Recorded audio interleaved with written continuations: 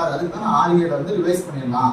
வரலாறு அப்படின்றதுக்காக 6-7 வந்து நான் நடத்திக்கிட்டு இருக்கேன். அது நீங்க படிச்சா மட்டும்தான் வரலாறுல கேட்கிற கேள்வியை கை வைக்க முடியும். புரியுதுங்களா? அப்போ இன்னும் ஒரு 2 வீக்ஸ் டைம்.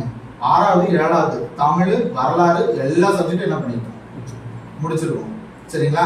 ஏன்னா டிஎன்பிஎஸ்சியில கேட்கிற 75 கேள்வியில உங்களால வந்து 20 கேள்வி கட்டாயமா உங்களுக்கு ஸ்கூல் புக்னுடைய நாலேஜ், ஸ்கூல் புக்ல இருக்கிற டேட்டாஸ் தெரிஞ்சா மட்டும் தான் அட்டன் பண்ண முடியும். இந்த ஸ்கூல் புக்ல இருக்கிற டேட்டா 6வது இருந்து 10வது வரைக்கும் தெரியல அப்படின்னா டிஎன்பிஎஸ்சியில 20 கேள்விக்கு பக்கமா கையே என்ன பண்ண முடியாது, வைக்க முடியாது. அதுவே கை வைக்க முடியலன்னா மீதி எதுவுமே என்ன பண்ண முடியாது, கை வைக்க முடியாது. புரியுதுங்களா? சோ நம்மளுடைய டார்கெட் என்ன, 75க்கு ஒரு 55 டார்கெட் பண்ணா போதும். புரியுதுங்களா? புரியுதுங்க.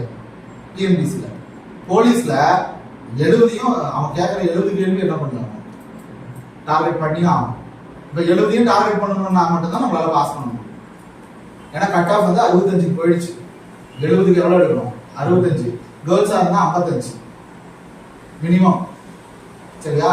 ஏன்னா டிஎன்பிஎஸ்சி ஸ்டூடெண்ட்ஸ் உள்ள வர்றதுனால டிஎன்பிஎஸ்சி லெவலுக்கு படிச்சா மட்டும்தான் ஒர்க் அவுட் ஆகும். அதே மாதிரி தலைப்பா படிக்க கூடாது, கோர்வையா படிக்கணும். அப்ப அந்த கோர்வை எங்க கிடைக்கும்னா ஸ்கூல் புத்தகத்துல மட்டும் தான் என்ன கிடைக்கும், வேற எதுலையுமே கிடைக்காது. எந்த மெட்டீரியல் எடுத்து வச்சாலும் உங்களுக்கு என்ன கிடைக்காது, கோர்வை கிடைக்காது. சரியா? இன்னொரு தடவை நான் ரிவைஸ் பண்ணி சொல்றேன், இது எப்பயுமே மறக்க கூடாது. யாருக்கு வேணாலும் நீங்க என்ன பண்ணலாம் சொல்லலாம். சரியா? ஜிஎஸ்ல முக்கியமான சப்ஜெக்ட்ல முதல் சப்ஜெக்ட் எதாவது ஒண்ணுல இருந்து நம்ம தொடங்கி ஆகணும். ஏதாவது ஒரு சப்ஜெக்ட்ல